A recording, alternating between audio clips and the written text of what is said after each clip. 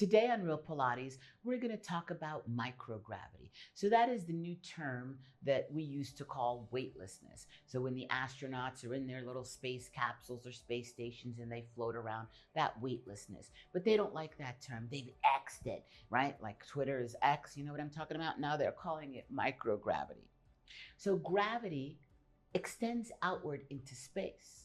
The further away you get from the planet, the less gravity that there is.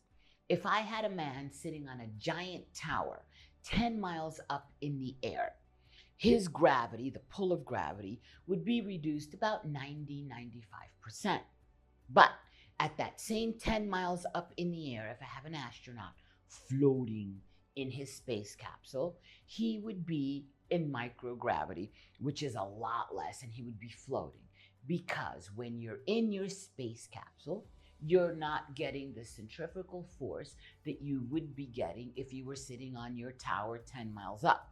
Now, so that you know, when you're about 4–5 miles up, there's almost no oxygen and like nothing can live that high. Just saying is all, so don't be trying to build a 10-foot tower.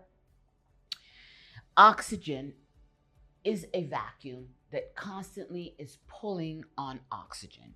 The further away you get from the planet Earth, the more pull that there is on the oxygen. So if you were to just blink yourself out into space, not that I want to, you would be out into space and space would pull the oxygen out of your lungs. It would not be fun. So let's not blink ourselves there.